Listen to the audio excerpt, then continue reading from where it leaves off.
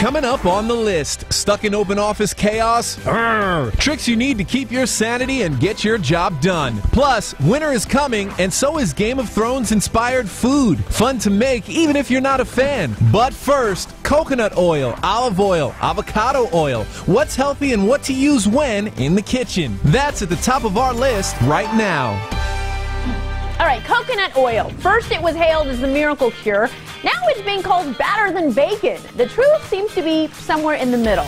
And this confusion seems to apply to a lot of cooking oils. So Lindsay Granger is drilling into America's new oil crisis on the top of the list.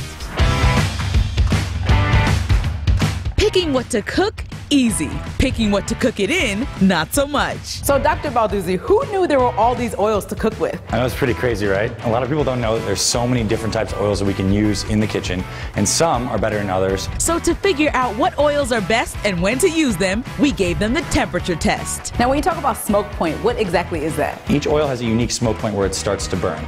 And when we get close to that smoke point, that's when the oil gets oxidized and it turns into some free radical compounds that are actually bad for our bodies. First up, high temperature oils for anything over 375 degrees. A lot of people don't think to use avocado oil. You know, we think to eat avocados but not use it. That's a great oil. Another really great one is macadamia nut oil, which is probably one of the healthiest oils out there that a lot of people don't use. Of course, there's the old standby olive oil, but not all bottles are equal. Extra virgin olive oil has a stronger taste, and it's a lot better on salad dressings, and it has a lot more antioxidants and phytonutrients. It's just really good for you. But it's not a good high heat oil for cooking. Because it has a low smoke point. So for high temps, reach for the pure olive oil instead. Pure olive oil does not have all those antioxidants, but it's better for cooking. It has a higher smoke point, higher temperature. And when searing that steak, say hello to ghee. What's the difference between ghee and regular butter? So ghee is clarified butter, and what they do is they remove some of the milk solids. It has a slightly different taste, and it has a much higher smoke point. Next up, medium temperature cooking. You can use any high temperature oils at lower temps too, but medium heat, 350 degrees and under, opens things up to other options, including the most confusing oil of all, coconut. Coconut oil happens to be a saturated fat. It's pure saturated fat, but it has special kinds of fats in it called MCTs, medium chain triglycerides, that have different health benefits. So it's not a pure saturated fat, if you will, so it kind of got villainized for the wrong reasons. If you're not a fan of coconut, go for grass-fed butter. Finally, for low to no heat cooking, uncork some extra virgin olive oil or MCT oil. I understand most of the oils on this table, but what is this MCT oil? So they actually take coconut oil and they pull out all those special fats, and that's all that's contained in there. So what kind of stuff would you put this on? It's good on salad dressings. It has a very neutral taste. It's also good on the low heat cooking. Let's say you're baking something on low heat. You can brush it with some MCT oil, a little bit of salt and pepper, and it's good to go. Don't let the options overwhelm you. A kitchen can run smoothly with 2 to 4 oil options. So you don't need to go buy all of these? Correct, totally. Like, so in my kitchen, the oils that I have, extra virgin olive oil, macadamia nut oil, avocado oil, coconut oil. With those, I'm set. Gushing over oil on the top of the list. Coconut oil isn't the only thing that's being called into question. 70% of American employees now work in open-plan office spaces. A room full of workers fighting over lighting, temperature, and privacy, all while spreading germs? Wow. Jimmy Rhodes came up with an open office survival guide. Jimmy, what's the deal? There's only one thing worse than cubicles. Open offices. They stink. And I should know. Hey, I'm on the phone here. I blame Google. Even though open office spaces can be quite challenging, they're not necessarily going anywhere. Lindsay Graham is an expert on work environments. She gave me 4 tips for surviving your open office. For starters, block out distractions with a simple, inexpensive device. What? Noise canceling headphones, or just being able to listen to music that can help you kind of focus and think more effectively, even when there's a bunch of chaos going on around you. Next, match tasks to spaces. If you have a whole bunch of conversations that have to happen on the phone, cluster those activities so that you can knock them out one by one. Sign out a conference room for phone calls or focused work, but don't be a hermit either. If I was brainstorming on a particular project, it might actually be really useful for me to be around my colleagues. And if your company offers it, use your flex time. Perhaps you work best in your home or your home office, or maybe it's at a cafe. Being able to find an environment that may not not actually be in your physical office each day. Finally, collaborate with your coworkers on some office rules. Is there an empty desk with a door that closes? Share it. Designating certain zones as spaces for private phone calls. And get creative, like making a simple signal for your workspace. You could say, turn that marker to red, indicating please don't come disturb me or interact with me. I'm focused right now. And then switch it to green when you're open to conversations. Now you can talk to me. The bottom line is to assess the environment and feel empowered to ask your bosses for improvements. The biggest investment within their company is actually their employees. They want you to be successful. Hey, it's a huge chunk of your life, so making sure your office works for you is what's the deal. Well, after a day in the work cube, you've got to get outdoors. And if you're considering relocating somewhere with a sweet mix of city culture and fresh air, Outdoor Magazine put out its 2017 list of best places to call home if you like adventure. That's on the breakdown. Whether it's for work or lifestyle, some 40 million people a year move. If you're feeling the need for a location change, Outside Magazine has a list of the best towns for outdoorsy people to live, and here are 3 of our favorites. First town, Flagstaff, Arizona. I woke to the sun rising over the Kaibab Trail and gazed across this majestic chasm called the Grand Canyon. Okay. With the average price of homes in the mid-200s and a population of 65,000, Flagstaff is a great jumping-off point for adventure. It has great southwestern food, a legendary craft beer scene, and miles of hiking, biking, and snow skiing trails. Heading north to Michigan, take a gander at our second town, Grand Rapids. If it's biking you love, maybe it's hiking a trail. Is city on the rebound, Grand Rapids is bursting with parks, trails, and art scene, breweries, and world-class food. But there's something different about this place. With a population of 195,000 and median home values in the low 100s, the city is quickly becoming a hotspot for outdoor adventure fans. Where every day is a work of art, and the inspiration is pure Michigan. If Southern hospitality is more your speed, you'll find it in our third town, Charleston, South Carolina. If you come to Charleston and you don't get on the water somehow, you're only getting a fraction of the picture. The Low Country offers beaches, kayaking, trails, swamps, and tons of history. It's really a cradle of civilization for this part of the world. A southern sunset shucking oysters is on the menu in this Palmetto State burg with homes in the mid-200s and a population of 133,000. You can surf on the Isle of Palms, Sullivan's Island, Kiowa. Giving you the inside dirt on the best outdoor towns on the breakdown. Of course, one place a whole lot of people are talking about is Westeros. Yup, Game of Thrones is back. Thank God. And talk about hungry for more. Fans are even whipping up foods in honor of the HBO show. Teresa Strasser has appetizers with the GOT flair, and there, what's trending. The real war is between the living and the dead. And make no mistake, the dead are coming. And so are your hungry guests. Your Grace, please sit. We teamed up with Ashley Adams, co-host of the trendy YouTube show Feast of Fiction. We make foods, fictional foods, from movies, video games, books. But I can really eat the fictional food? Oh yeah, we try to make it as accurate as possible. First on Ashley's list of Game of Thrones snacks, casserole con queso. Texas meets Westeros. Yes. Yes. Prep your chili con queso the old-fashioned way, then it's time to go medieval on some bread. Cut out little inserts like the notches on the top of a castle. Like where Brandon Stark went over the side? Yeah. You know that one. Cut slits in your towers. And people can literally just like tear it off, dip it in, and then watch some people brutally kill each other. Yes! Next. In season 7, the dragons are now the size of 747s. So you're gonna help us make dragon eggs. Oh my gosh, and this could not be more perfect of a recipe. First, we are going to be dyeing our eggs with frozen blueberries. When you're done, gently crack the shell with a spoon, then place the eggs in a bowl with blueberry water and leave them in the fridge for 6 hours. Prep the deviled egg mixture and then pipe into your eggs. There you have it. And finally, winter is coming. Winter is coming. Winter is coming. Forget the fur pelt. Warm up with Ashley's Winter Warrior Hot Chocolate. And we have these cool little White Walkers? Exactly, that we're gonna make out of marshmallows. First, whip up a cup of hot cocoa, then get to work on your walkers. Stick the sticky sides together, and that like bonds them. Like two Lannisters together for life. Top with whipped cream. Load it up. Add your walkers, and it is game on. For detailed recipes, hit us up on Facebook. Wow. The Game of Thrones themed snacks That's hotter than Jon Snow. Oh my gosh, is it? He's hot. are what's trending. Get this, the Super Soaker was accidentally invented in 1982 by a NASA engineer. Coming up, this dad built the world's largest Super Soaker, and wait till you see what happens. Plus, get rid of your junk with a tap of your phone. And crazy fashions you won't believe. Stay tuned, there's more coming up on the list. Get ready for some girl-powered laughs on the big screen because there are 4 comedies coming to theaters, including one this Friday, all with female leads bringing the funny. It's on the hot list. We deserve this. So let's go. The first high-powered new comedy on our list, Girls Trip. Buckle up, because I plan on getting white girl wasted. Okay.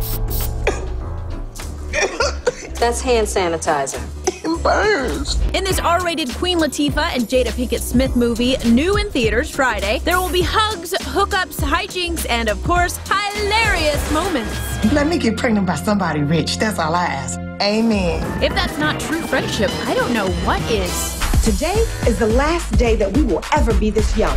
Let's keep the funny femmes coming with fun mom dinner at number 2. Moms, you're on.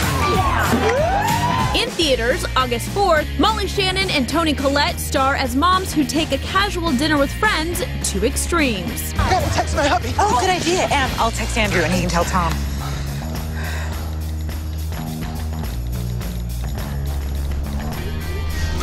Paul Rudd, Adam Scott, and Adam Levine also star, and one thing's for sure, the movie will reinforce the fact that some dads are a little lost without their ladies around, especially when it comes to parenting.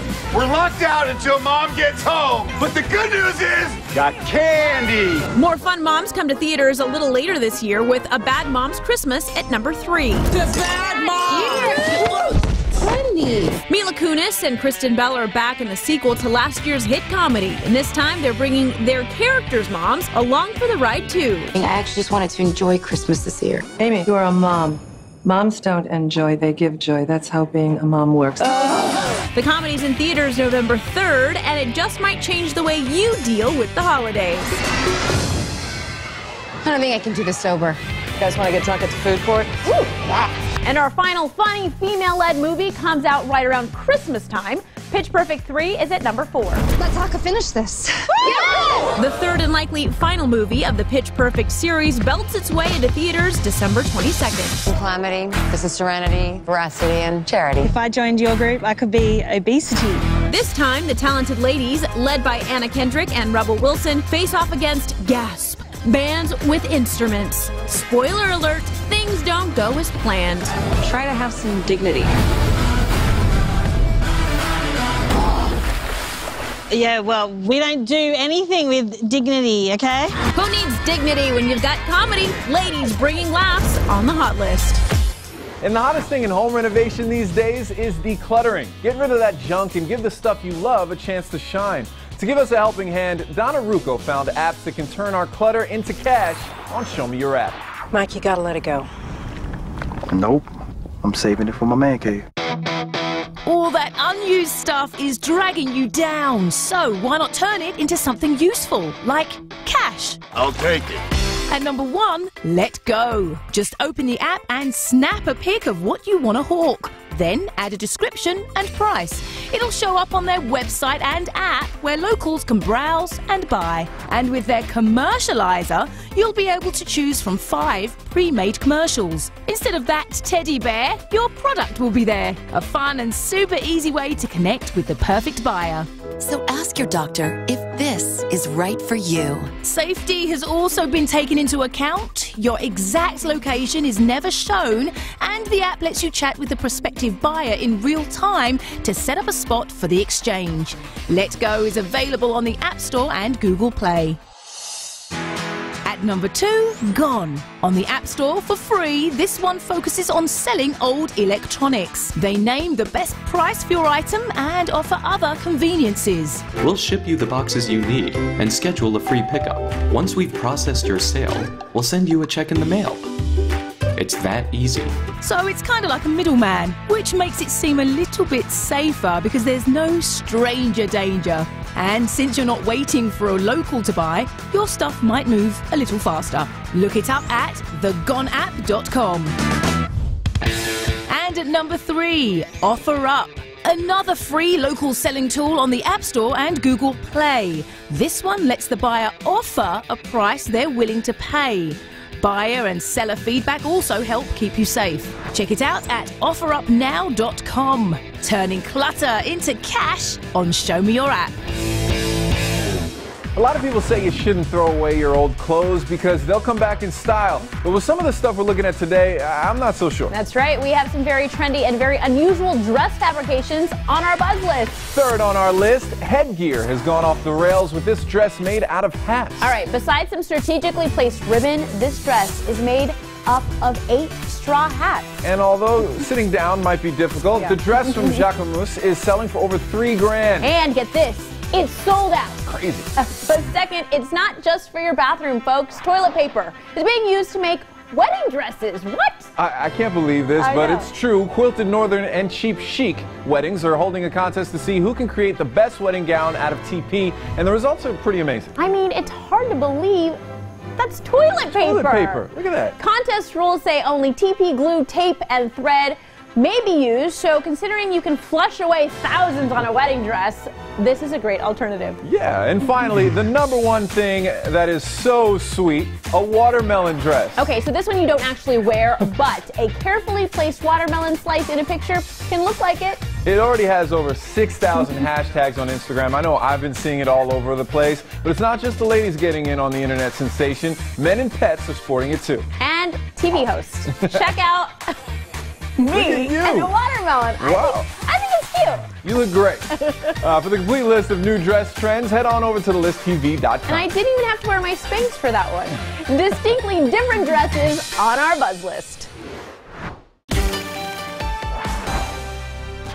These days, it seems our smartphones connect to dozens of gadgets, maybe hundreds. Now, while a lot of them are useful, let's be honest, there are some unusual ones that make us say, wait, what? We have a few on our tech list. I like rice. I like rice. I like rice. These YouTube videos aren't the only interesting rice-related thing out there. At number 1, the Xiaomi Smart Rice Cooker. It connects to Wi-Fi and pairs with your smartphone. But why, oh why, would we need that appliance to be smart? Well, their app lets you scan a box of rice, which then allows the cooker to offer you one of 2,000 heating methods, depending on your specific variety of rice. Who knew we needed 1,000 ways to cook dem grains? I like rice, okay? Just don't judge. No judgments here. It's available at Xiaomi-me.com. They go for $190. At number 2, Hair Coach, a smart brush that listens to your hair through a microphone and analyzes the force and speed of your brushing. Its app takes that data and gives you a hair health score. Depending on its dryness, damage, breakage, or tangling, it'll recommend products that might be good for you. We had no idea we needed this, but I bet John Travolta wish he had one. We just wash the hair. I work on my hair a long time, and you hit it. He hits my hair. Follow it at withings.com. It should be coming out this fall. And at number 3, Spinali Design Vibrating Jeans. Get your head out of the gutter, folks. These jeans pair with your smartphone and navigation app, giving you turn-by-turn directions by vibrating on your left or right side. They also vibrate to notify you of a text or call, which will usually be friends calling you Smarty Pants in a really sarcastic voice. They're at spinali-design.com and start at $87. Smart items we didn't know we needed on our tech list. Now on the list, pamper your pooch on the cheap. Here are 3 DIY dog grooming tips. 1. Brush your fur baby every day. It helps with tangles and spotting fleas. 2. Trim their nails at least once a month. Clip a little off at a time and it'll save you big money at the groomers. 3. Bath time. Don't use human shampoo. It can cause dry skin and itching. Good boy. For the latest trends, DIY, and life hacks, go to thelisttv.com. Want to binge watch The List? Stream us on Roku. Access more trends, deals, and life hacks on TV's #1 streaming device. Add The List to your Roku now. On the next list. 1. From bubbles to umbrellas, this is the next level of pet pampering. 2. Buying and selling just got easier. Instead of lugging your junk outside, have a virtual garage sale. And 3. Who says honeymoons are just for newlyweds? Try going on a buddy moon. All that on tomorrow's list. Want a way to really upgrade your summer fun? Upgrade your Super Soaker, the world's largest that'll soak you from head to toe. It's on the viral list. Put away that basic Super Soaker and get ready to play with the world's largest Super Soaker. YouTuber, engineer, and probably one of the most fun dads ever, Mark Rober, put this bad boy together. It's 7 feet long and shoots water at a rate of 272 miles per hour. Powerful enough to break windows. And a lot more.